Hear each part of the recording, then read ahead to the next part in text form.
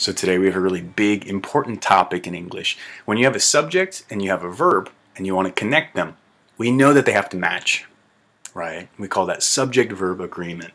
But sometimes we have confusing examples, like if you say the team, do you say the team is or do you say the team are? Well, if you ever had this kind of confusion, then today's lesson is going to be useful for you.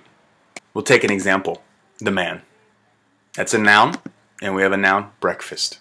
So how can we connect them? We need a verb. The man we know is singular, one man, so we need a singular verb, eats.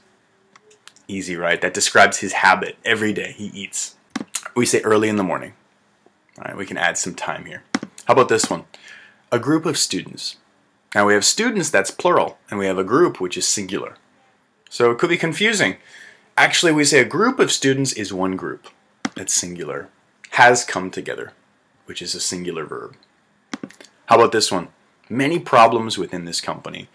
Problems is plural, but company is singular. What's the main noun? What's the main noun? Problems is the main noun, so we need a plural verb, aren't.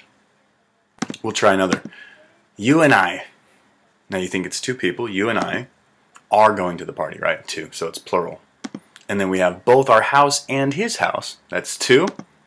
Have to be fixed. Two things. The house as well as the car. So we have two. The house and the car is going to be sold. Okay. It's a little bit strange, right? In this one we used a plural verb. In this one we used a plural verb. But in this one we used a singular verb. Why? Well, I didn't invent English, but it's a crazy language. When we use and, we need a plural verb. And here we used and. We need a plural verb. But in this case, we didn't use and. We used as well as. And when we use as well as, it doesn't change the plural or singular quality of the noun. So our main noun, the house, is singular. We need a singular verb. How about this? An apple or an orange in the fruit bowl. Well, we have two. We have an apple and an orange. But we didn't use the word and. We used or. So we're going to say is fine. That means an apple is fine or an orange is fine. Singular, singular. How about this one? Your high school team. This is a hard one, right? We have a couple hard examples like this. Team is preparing for the game because it's one team, right? But we have another way to do it when we say our team of students. This means like many people. We could say are going home, right? Because in this case, team means individual people. But in this case, team is one group. So we have a few nouns that can be singular or plural. And that's a tough, tough, tough thing in English. So we have 24 lessons. Today we've been practicing lesson 5. But I want to review before we continue. Lesson 4, our last lesson, was a challenging one. We practiced articles, singular nouns, plural nouns, all that stuff. And we had a lot of material to cover. So I know that you've forgotten a little bit of it. It's time for a review to bounce back up to 100%. We want to review every few days, just for a couple minutes, and that's going to help boost our skills back up.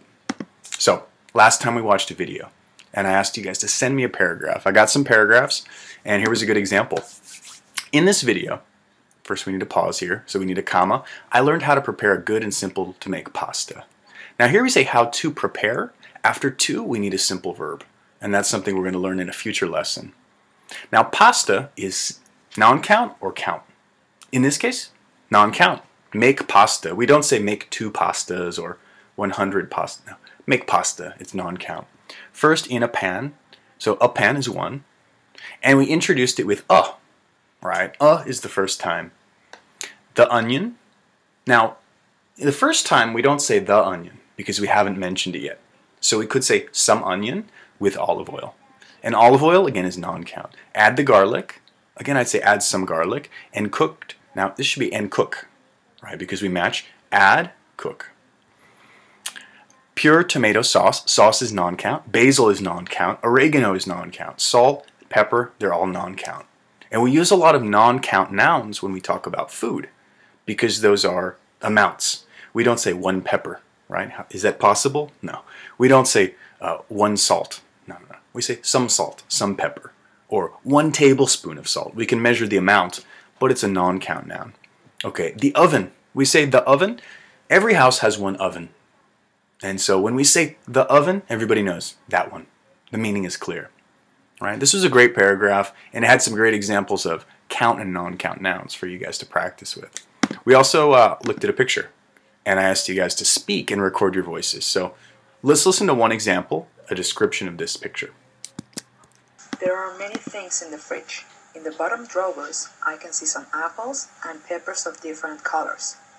In the middle, there's a bottle of olives and a variety of sodas. I can see some eggs too. Finally, at the top, there are 2 bags of lettuce, some refractory with leftover food, and an antacid. Mine needed with so much food. All right, it was a great recording. I really liked how this speaker combined words like there are, she said there are, and we squeezed those. There are 2 bags, the same idea. There is, the speaker said there's a bottle of olives. That's really common in English. We don't say of, we say a bottle of olives, and it's quicker. When we said drawers, we have to think about the final sound. Is it a s sound or a z sound?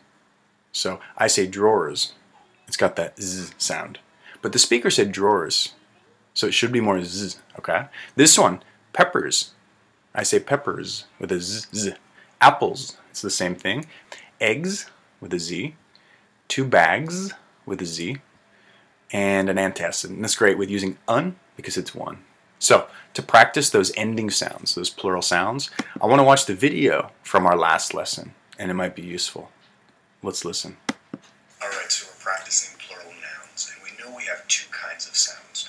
We have a z sound and we have a s sound. Now I have a picture here. It's a man touching his throat. So when you say a sound, I want you to touch your throat. Try the word chair. Chair. Actually touch your neck. So try it yourself when you say a word like olives, aw, you hear that aw. Touch your throat, try it.